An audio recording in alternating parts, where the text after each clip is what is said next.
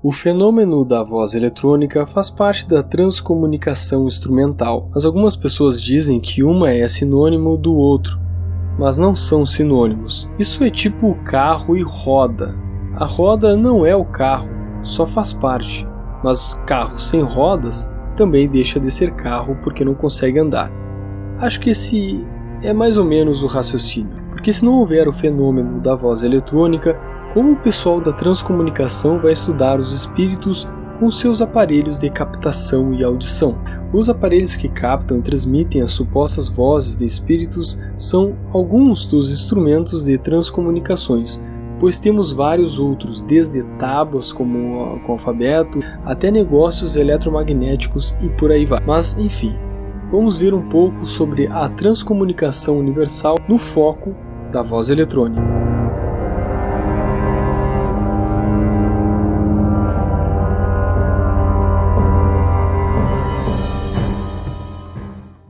No século XIX, o mundo começou a viver um hype de comunicação com os espíritos. Isso não era tão difícil desde que existisse um médium capaz de fazer essa conversa com além. Mas tinha também, como até hoje, técnicos, engenheiros, inventores, mestres da gambiarra ou simplesmente curiosos, interessados em avançar essa coisa para que as pessoas conseguissem conversar com os espíritos sem a necessidade de um médium. E assim nasceu a transcomunicação instrumental. Quem primeiro fez alguma coisa é a informação obscura da história. Fato é que até mesmo Thomas Edison chegou a noticiar que estava trabalhando em um aparelho de transcomunicação em 1920, porém ele mesmo desmentiu as reportagens sensacionalistas que vários jornais já tinham feito. No Brasil a coisa começou anos mais cedo com a invenção do incrível telégrafo vocativo Cambraia, do seu Augusto de Oliveira Cambraia, um português naturalizado brasileiro. Esse aparelho foi patenteado em 1909 e funcionava como o próprio anunciava, com o serviço das almas que vagavam pela estratosfera e assim trabalhavam como uma espécie de agentes do correio, levando as informações para lá e para cá.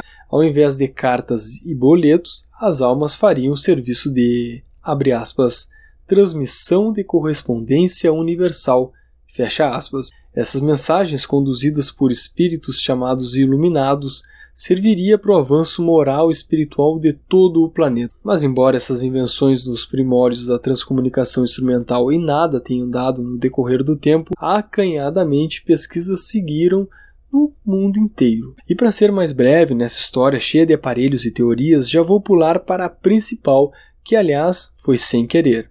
Falo do incidente do ornitólogo, ou seja, estudioso das aves, chamado Frederick Igerson. Pois bem, lá por volta de 1959, Frederico estava captando o canto dos pássaros e do nada escutou uma voz humana de um homem falando sua língua, o norueguês. Então ele resolveu fazer outros testes, até para ver se o seu aparelho estava com algum tipo de defeito. Entretanto, outros tantos registros de vozes humanas foram captados. Logo nesse ponto, a transcomunicação instrumental acorda para ser estudada e investida no mundo inteiro. A partir de então, o cara investiu na pesquisa com equipamentos cada vez mais avançados e horas de estudo, tendo seu ponto máximo em sua obra que foi publicada aqui em 1972 com o título de Telefone para o Além. Então a escritora Hilda Hilst leu este livro e a partir de então passou a ser a principal voz brasileira da transcomunicação instrumental para cá e para o resto do mundo. A entrevista dada por ela na revista Planeta, em 1967, revelou esse seu trabalho e, 2 anos depois, uma matéria no Fantástico fez com que o país inteiro tomasse conhecimento do seu trabalho na comunicação com os espíritos. Uma das maiores artistas e intelectuais que o Brasil já teve, Hilda Hilst, realmente entrou de cabeça nessa história da transcomunicação instrumental, investiu numa boa parafernália, que na época custava uma boa grana mesmo, e além disso ainda organizou um grande grupo de estudos. Nessa matéria, com uma ótima trilha sonora do Kraftwerk, diga-se de passagem, ela fala um tanto quanto chateada ou irritada, se expressando na defesa da sua posição frente aos críticos que, por tantas e tantas vezes, tiravam sarro dos seus estudos. A captação, segundo a reportagem, se trata de um microfone e um aparelho de rádio ligado no espaço entre 2 estações. Em outras palavras, pelo menos é o que dá a entender, É o microfone gravando uma sintonia onde não tem estação alguma. E só. As vozes precisam de muita paciência e não são todas as pessoas que conseguem escutar. Muitas vezes ela escutou em suas gravações apenas o seu nome sendo chamado. Até que 4 anos depois, ela percebeu uma voz que dizia: "Vamos estabelecer no mundo rede de telefonia." Seria isso uma previsão do avanço do celular no mundo?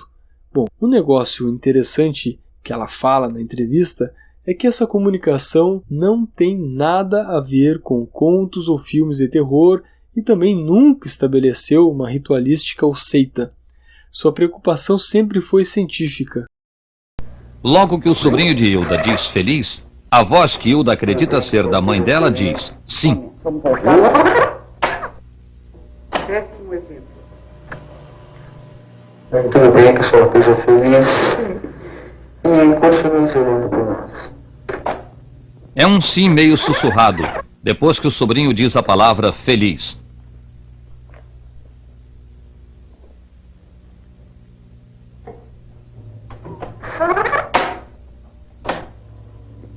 Tudo bem que a senhora esteja feliz e continue olhando por nós. Agora é uma voz bem difícil de se ouvir. É uma voz que diz querido no meio da frase dita por uma amiga de Hilda. Uma prova de que estivemos aqui. Uma prova que eu estiver aqui junto. Presente. Uma prova que eu estiver aqui junto. Presente. Prova que eu estiver aqui junto. Presente.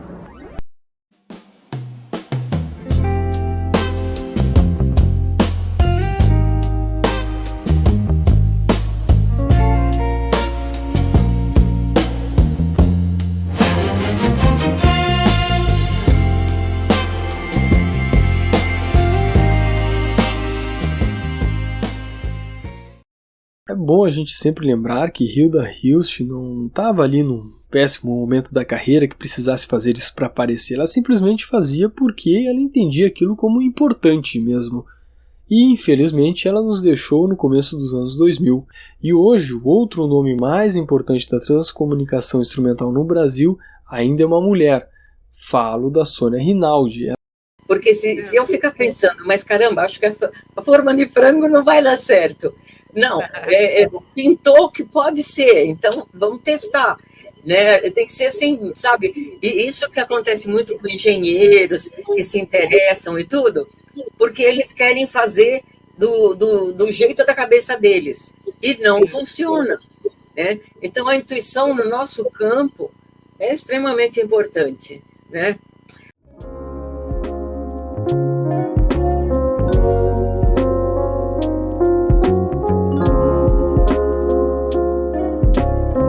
E entre todas essas vozes e assombrações, vou finalizando mais um vídeo. Se assistiu até aqui, só tenho a agradecer. Já digo que ficaria muito feliz se pudesse dar uma avaliada no vídeo e comentar. Valeu mesmo e fui!